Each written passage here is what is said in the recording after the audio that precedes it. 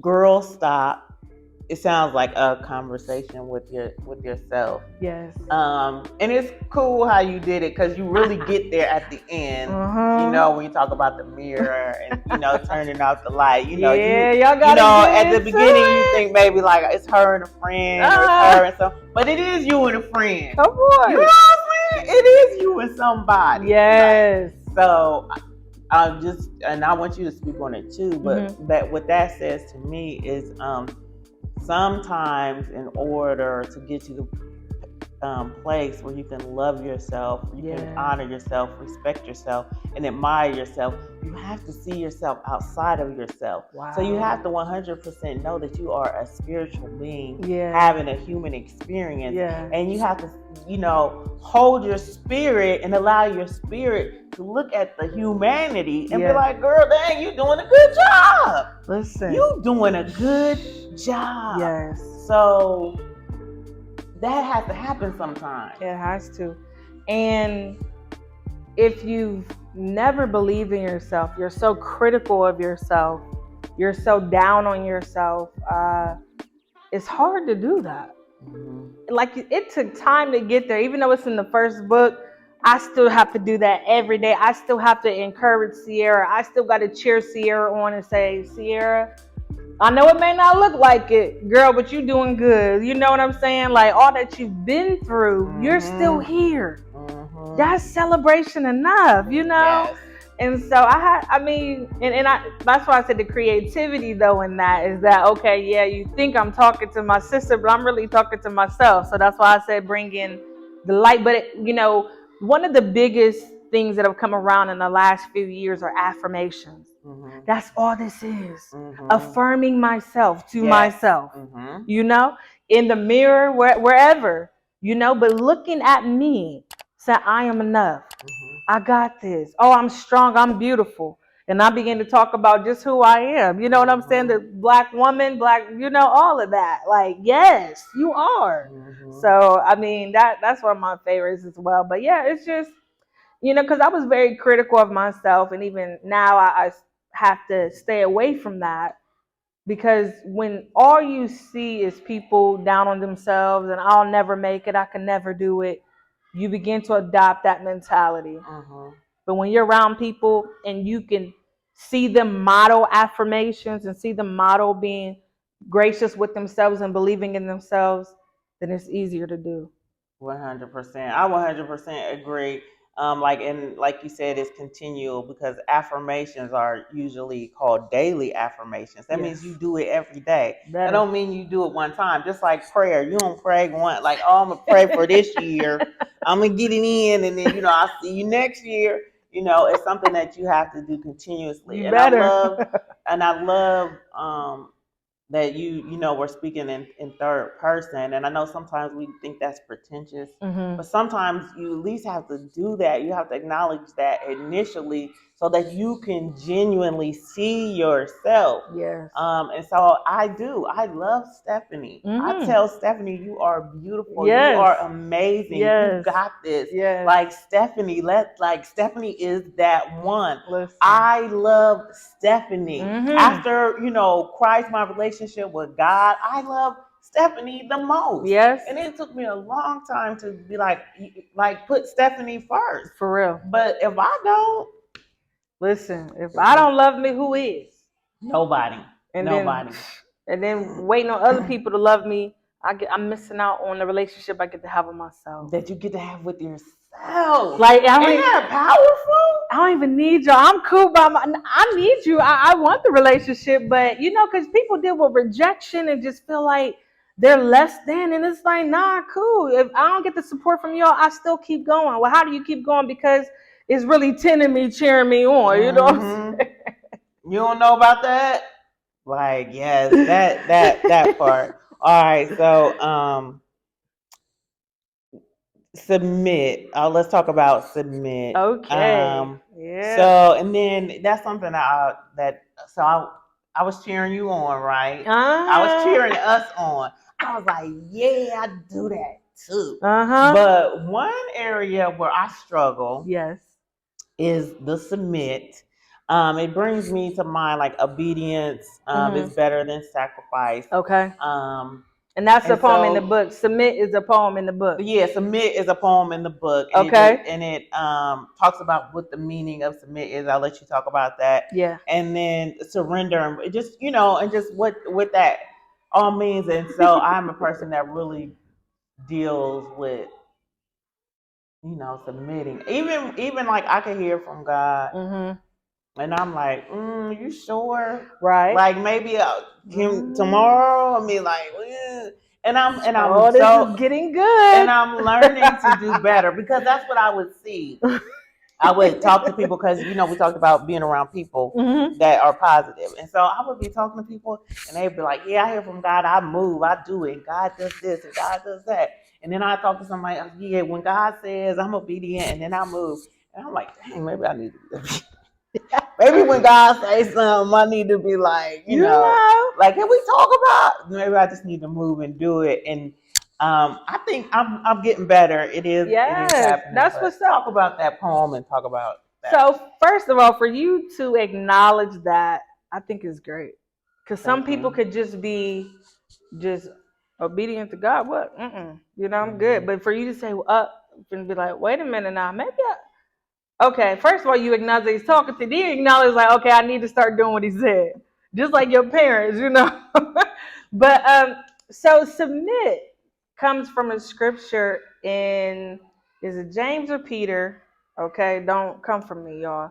I know it's in there, all right? But I believe it's James that says, it's Peter. Submit therefore unto God, resist the devil, and he will flee. So people are trying to resist the devil without submitting to God. The scripture clearly says, submit therefore to God first, then resist the devil. So you can't resist without submitting. Ooh. And so, you're talking to somebody, it ain't me. No, I'm just kidding. And so that is basically all that all that the poem is saying, and that in my submission, I get power to resist those things that are not for me, those things that work against me. Because when I submit and I surrender all, he's there with me, empowering me to do it. Wow. That speaks to me on different levels, because in my mind, I'm thinking, okay, if I submit, if I'm obedient, if I surrender, these are the amazing things that I'm going to get. And that is true. I think that's 100% true. Yeah. But it's also the things I'm not going to get, that I'm not going to have to deal with. The distractions, the noise, the stuff from the outside, that's just going to give me clarity to the things that I'm supposed to get, and not deal with all the... See, and that's what, when people, and this is why people, when the understanding of it, when the light bulbs, or when you have more light, you understand more, because that's where the religion and the rigidness, and it's like, I ain't even talking about that. I'm talking about stuff that can help you. Like you said, the distractions, have a clarity of mind. And it's just, but it's vital. It is necessary, And so, yeah, like by submitting to God, definitely all the things he has for you, the great things, but the things that he's trying to keep you from. See, when people talk about do's and don'ts of Christianity and all, these things are to protect us. They are not just God saying, nope, can't do that. Now, he wants to protect us. He wants us to have peace.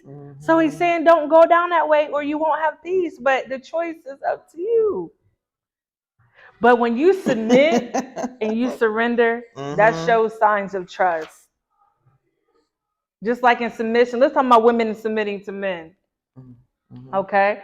I was very against it when I was a kid, because I seen how men treated women, and I just was like, But now that I've gotten older and mature now, and I do want to be married, I submit to you because you've shown me that I can trust myself with you. So that's why I'm willing to. I'll give it, because I can trust myself. And so that's the same way with God. We can trust ourselves with him, because he always wants what's best for us. So what does submission mean to you in terms of to man? And then also you have the poem and I wrote it somewhere, but about being the rib, a product of his rib, a product, yeah, a product of his rib. Yes. So come on, Miss Stephanie, what? you better act like you read the book now. So talk more about that. A product of his rib. Wow. With with everything that we know historically, archaeology wise, scientifically, that woman was first, Black woman was first. Everybody comes from us. Yes. So where does that fit? And then also, what does it mean for you to submit to me? Okay, so a product of his rib comes from the story of Genesis. When in the Bible it says God created man and woman, and when he went on to create the woman, he took the rib out of Adam's, took Adam's rib, made the woman from Adam. And so that's where that is coming from. And for me, it's just, I guess, the desire just for my man, and what that looks like for me. So I'm just saying, based on science. Mm-hmm. Well, science is always trying to, I think science is great. It helps to fill in the lines of things, to brighten things, help bring more understanding. But for me, I believe what the Bible says. And I'm not knocking that, first of all, I do believe Black people were here first. Okay. For sure. I mean, 100. Africa, Eden was in Africa, every major religion, and like you said, even scientists, archaeology, historians have, I mean, when you trace man, it leads back to the continent of Africa. But as far as two immaculate conceptions, I'm not sure, Okay. Yeah, so, and I mean, because it's a lot more questions that I need answered. You know what I'm saying? Because like I said, if the woman was born first or she was first, where does she get the seed to have the baby? Plants are asexual, but we need seed, So that's why I think I'm like, okay. But okay, I can definitely look into that. So it couldn't have been from a woman's rib. It was from a man's rib, but it couldn't be from a woman's rib. But the man come from the woman. Well, no, I'm just saying. You said that the woman comes from the man's rib, according to the Bible. That's right, what I believe. According to the Bible. Okay, all right. So we'll move on because that's something a little different. So I don't, I have read the Bible. I am a believer. In Christ. I am not a very religious person whatsoever. Yes, ma'am. And so I do believe the Black woman was definitely here first. Right. Mother Earth, I mean, the mother, Eve, that's who she is. I mean, we definitely, but like I said, I have to, I take all that and I take the Bible and I have to, you know what I'm saying? Reconcile. Yeah. Okay. So, and so submit, you said it just in terms of say it again. What do you? Well, in submitting to God, it keeps me from the things that are there to harm me when I resist the enemy, because he comes to steal, kill, and destroy. People don't, and he does it so subtly. Oh, it won't hurt for me to do this. Oh, it won't hurt for me to not do what God said. And then submitting to man. Submitting to man is just that I'm able to trust myself with you. Fellas, you upset that your wife won't submit? And submission doesn't mean that you have power over me. Submission doesn't mean that you're my master and you tell me what to do. You're not my dad. You feel me? Okay. So, but submitting means that I'm going to humble and let you take charge, or we go together. Do you believe that a man and woman, they should submit to one another? Yes, for sure. So let's move on. Yep. Beautiful woman. Oh yes. I really appreciated that poem as well. And again, I think that's Stephanie, I appreciate you. Thank you. Oh, okay, thank you. And that internal journey as well, just loving yourself and big upping yourself and recognizing how beautiful you are. Yes. But speak about that. So, sometimes we just don't feel beautiful. We compare ourselves to others. We have media standards and societal standards that show us or tell us what beauty should be. And it's like, no, I'm already beautiful. But we do things that we think will make us beautiful. Mm-hmm. So in the poem, I first of all, dealt with some things that the woman, will make her feel that she's not beautiful. Her hair, speaking to Black women. Mm-hmm. Oh, it's too kinky. It's too, now we rocking afros. Mm-hmm. We rocking braids. We rocking locks, Mm-hmm. and even our skin color. There are women in Africa, or just period, people who are beautiful just the way they are, but they want to change their skin color. Mm-hmm. I wish, and even as a kid, I wanted light-skinned babies. Mm-hmm. For whatever reason, I just thought they was cuter. But now I'm older. Look, Black is beautiful. If my husband is white, I'm gonna have to. God, is this you? We're gonna have to talk about it, just like you said. If he a different color, because right. I love the Black man. Nothing against any other religion, but I've just grown and matured and grown to love me and what I look like. And even women who feel like they gotta sleep with men in order to feel beautiful, that you're desirable. No, you don't have to. And so that was my story. I went through all those things, and I had to come to a place to say, Ciara, you're enough. The scarf on, scarf off. Bonnet on, bonnet off. Whatever. I am enough, and I am beautiful. Yes, 100%. Yeah. I love that. I love that journey. I think the saddest part about that is sometimes some people never get there. Ooh. Never get there. Never can see the reflection and see the beauty in you. Never can see the original, as we talked about before, the original man, the original woman, whichever came first, and see the beauty. The beauty. You know what I mean? Like the standard, the marketing, the brainwashing is so intrepid that it just has taken over. Like Insipid, middle school, taken over. Middle schoolers are wearing lashes. I mean, if your baby hair ain't doing 360s, your edges are not laid. Like, really? Come on. Like, I mean, it's cool to accessorize and accentuate, but the foundation is still the foundation. Yeah. And sometimes that just has to be enough, And you have to love the foundation. And then you can add on all the accoutrement and do, whatever you want. But embrace that foundation and embrace that genuine, beautiful you. So I really love that poem. I really loved Love for Me. That was another one. Yeah. You want to read that one? For me? Okay. Yes, for me. I called it Love for Me. Go ahead, Miss. But you look, y'all. Miss Steffi's doing her own thing. Go ahead. That's what I want you to do when you purchase this book. Okay. Like, this should be Love for Me. All right. So for me, what is this humongous and redundant present someone has left on my doorstep? I notice a card, so I open it to read what's inside, and it reads, in this box holds the most precious gifts of life, the keys to the kingdom, salvation, prosperity, and freedom. An abundance of love, gift cards that give access to the grace from above. You won't find any gift receipt because no one can take back what comes from me. Love, God. I'm awestruck because, Lord, I know I haven't done enough to deserve this. You've given me a purpose for worship, and I still rebel because my anatomy is earthen. For me, all of this love is for me.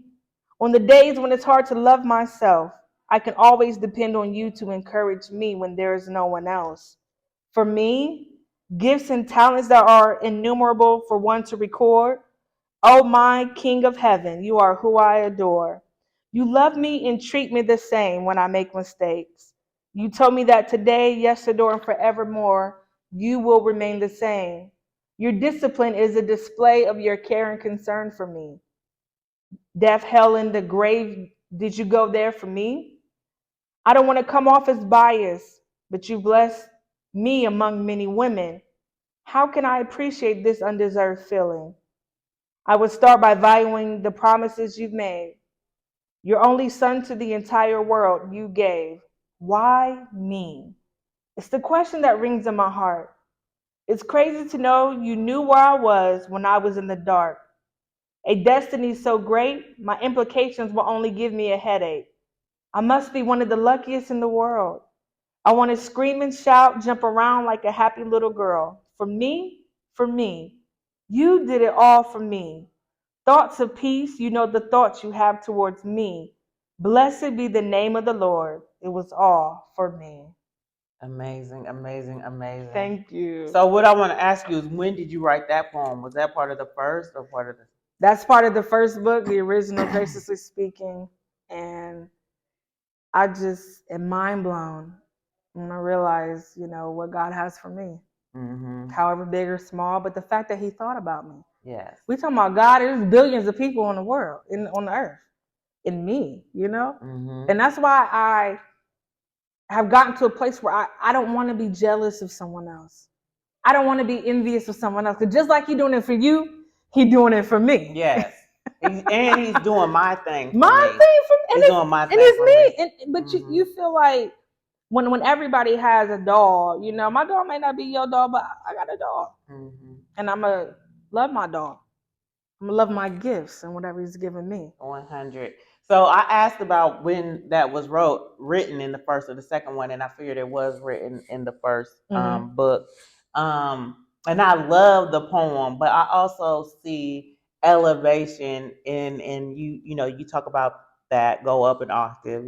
Elevate. Yeah. Elevation in the journey, and how, like, you can't despise small beginnings. Come on. So we do find ourselves in a place where we're disbelieving, where we, God shows us something, or God does something for us, or God starts to, cloak, take back the cloak, or turn up the light. You know what I mean? Mm-hmm. I'm good for misquoting things, so don't even mess with me. You good?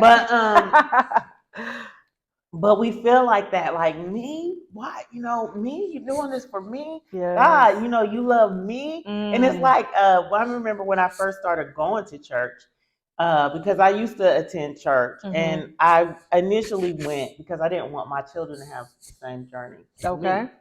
So I was like, it's too late for me. Well, I'm going to just take these kids, so something different can happen. Right. And in that's when I got that. Oh, you mean you brought me here? Me? This was for me? Me? I thought this was just for, you mean me? Yes. And so that's sometimes the start, the beginning, but then you have an opportunity to elevate. Yeah. And you're like, oh yeah, this is for me. Listen, no doubt about it. You sit back like, this is for me. Y'all look, y'all don't see? This is about me right here. Let's go. And we, you know what I mean? Listen, because I understand that, like, these books and these poems. Oh yeah, this for me. And I'm not saying I'm the best or whatever, but I'm doing what is for Ciara to do. Yes. By the grace of God, and and once again, it's for me. It's my own little whatever it is. So even you, whatever you have, you don't have to compare yourself or whatever. And you have to get to that place, like you said, the elevation and maturity of it all. But when you recognize that we all got something, and it's just what you're going to do with it. You either going to be bitter because you don't have what someone else has, and despise your small beginning, or you could celebrate your small beginning and work on it and build it up. And one day you sitting back like Miss Stephanie talking about, yeah, this for me. Listen, huh? You said, well, where the rest of my gifts at? You know what I'm saying? Listen, okay. But when it comes to the gifts, though, how, and then I'm asking you a question. Yep. Are you more willing to give gifts for people who are ungrateful? Oh, graciously speaking. Oh my goodness. And then I just really got to being grateful for everything. And it took me a long time. I would tell y'all my age, but it took me so long to be grateful. Yeah, that's to not question, to not like, oh, but it took me forever. And when I say I'm just so grateful. I'm grateful in the good. I'm Yes. grateful in what could be considered bad. Right. I'm grateful in abundance. I'm grateful in lack. I like how it all feels. You know what I mean? Mhm. And that is you. God is like, why would you want to bless someone who's ungrateful? Listen, because I'll be ready to give. If I give my niece or nephew $1 or some money and they don't say thank you in like 7 seconds, give my money back. I don't care. Give mama. They be looking at me like, well, listen, you're supposed to be, when someone gives you something, you're supposed to say thank you and be appreciative. Even if it's not what you wanted, but the fact that you were on their minds. You know what I'm saying? So. And it may not be what you wanted, but it's probably what you needed. What you needed. So listen, be grateful. Be grateful now. Look, okay? For and if you didn't get it, you probably didn't need it. It might be what you wanted, but you probably. But then again, maybe just that you didn't need it that time, but it could come at a later date. At a later time. Listen. Maybe God was just showing you. Come on. So you could be prepared when it does happen. Because you never get a thing, but you ain't ready. Man. And I've gotten to the place where I don't want it till I'm ready. If I ain't ready, God, I don't want it. But that's where the maturity come in. Because it's like, once again, submit and resist. I'm for real. Listen. That's why I submit and I surrender, because he knows what's best for me. I love that. Okay, so we talked about for me and like where you know a lot of us start at like, oh wow, and then we kind of get the like, oh look, then now we get something for everybody else. Yeah, you know what I mean? And I'm celebrating everybody else. Yeah, because God says do not bury your talents, and then you start to realize and recognize who you are. Yes. You know what I mean? Star. And you're like, okay, let me give. And we do it in different ways. And then I would, in speaking to that, I want you to talk about go up an octave. Yeah. And it's all about, like the elevation. Right. And what that journey looks like to you. So Go Up an Octave is a poem in the book that you can find that in both versions. And I love music. Like, I love music. Do you sing? I don't sing, but I could hold a note. I could do a little something. I probably sing better with the music on. But I like when I took classes in middle school and stuff before I really started to pursue basketball. Like, I went to music classes. I love learning about the notes and compositions, all of that. So that this poem took on that musical take, talking about going up an octave. Okay, and so, but it does have to do with leveling up your thinking, elevation, maturity, growing up. And so that's what I talk about in that. And especially just in our conversations with people, how we think. And so, yeah, that's what that is. Yeah. Yeah. And I love that. That if you think you know, then they're just showing that you don't know. You know what I mean? Because like we never get there. There's always another octave. Listen, go up an come octave. Come on. You know what I'm saying? I'm gonna get that on the shirt. Go up. Sis, you need to go up an octave. Right. Sis, come on now. That sounds good. But listen, even Michelle Obama said what? They go low, we go high. We go high. Go up an octave. Come on, Miss Stephanie. And that takes a while to get there because I've for a long time been a match energy person. So, sometimes you just embody negative energy and you have to work on changing that. And then you get to the place where you have positive energy, but as soon as you meet someone who's giving negative, you're like, oh, I'm a match energy person. Right. So then I had to get to the point, like, Stephanie, you cannot go around matching people's energy. If you're going to stay high, you're going to stay high. I'm going to have to. Because, first of all, I like what I have up here. I like the peace. It feels good. It's happiness. Yes, I'm going through the clouds, and I'm better, not bitter. Yes. And when you down there, it's just crab mentality. And like I said, misery loves company. I just don't have time for that. I'm moving on to stuff. And I can't get there. So I got to come higher. And sometimes we have to, even with God, he requires us to come higher. Like where you said, where we were praying the one day. Okay. Did good with the day. Let's come on up a little higher. Even with your kids, when you raise your kids, you expect for them to grow. If I've been telling you this, you should know this by now. You know what we do when we bring the groceries in the house. So that's going up an octave. Hey, yeah.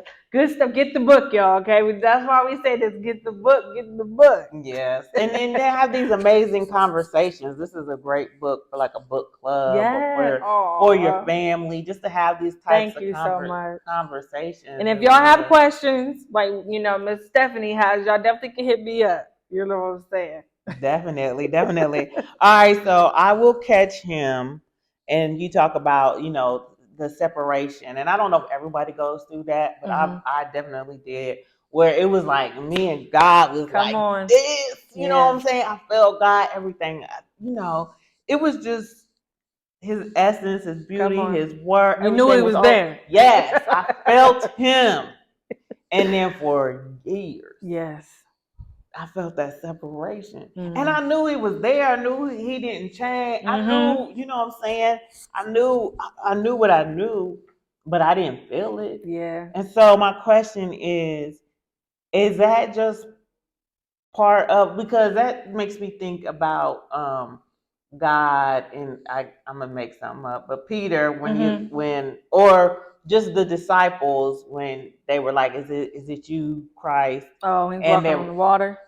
No. Okay. When he was raised from the dead, and they were like, "Is it you, Christ?" And it's like, do you the person who believes, or do you have to be the person who actually feels? Wow. You know what I mean, and that type of thing. So is it that where we're still having that walk with Christ, and He's like, "Are you going to believe, even though you don't got the fuzzy wuzzies?" Or is it a separation that we need to get back to and do a work, or can it be different things? Like, what is it? I actually think that is both. It's just wherever you find yourself, because it can be that I want fuzzy wuzzies, but God wants you to have a deeper trust. Just like a child, they get to a point to where they don't always need their parent there to show that they love them. They know. I know, and they grow up to, and they don't always. Sometimes they don't even call you anymore, but they know you love them. You like, why you ain't call your mama? But and so even in our journeys with Christ God, on our walks, it's sometimes the fuzzy wuzzies are not going to be there, but then you're relying on external things versus what you know and the experiences you've had.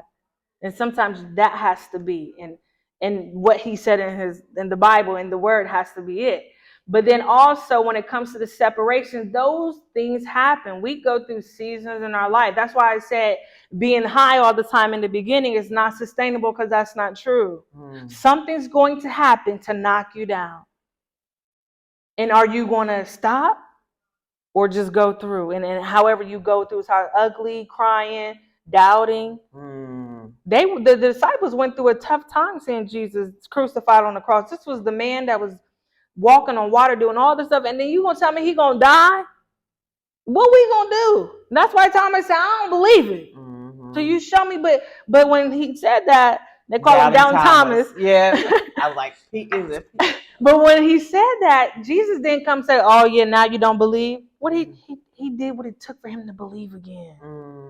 So that's why I said I will chase Him. Because I know the experiences that I've had, and I know I may not be as close as I want to be, or maybe I'm as close as I want to be, but I want more. Endless pursuit. Ciara, graciously speaking, is such an amazing work. And look, we could go on and continue this conversation, and we might have to do that at some point in time. We may have to give y'all part 2 or something. Yes, definitely. But to close us out, one of the poems is Remember Me, another favorite, fantastic one. So yeah, let us know more about that poem. So Remember Me is, I needed something to close the book with. So Remember Me is a part of the first edition and the 10-year anniversary edition. But to me, it was just like the cherry on top. Like, when Obama did the mic drop. Yeah, the mic drop. It's a mic drop moment. It is. Because it's like, I matter. What I do matters, and so and I want you to know that, because really no one should be treated like they're insignificant, because we all are significant. So I'll go ahead and treat y'all to Remember Me. Yes. And we're going to get on out of here. Remember me, as intrigued as the thief. Lord, in your kingdom, remember me. Take this body and pour it out into the sea, but the bottom of the ocean and the water masses will remember me. Photographs hold and cherish life memories. Will your photographic memory remember me? All things bad and all things good. Even the marks on the wooden floors could, would, and should remember me.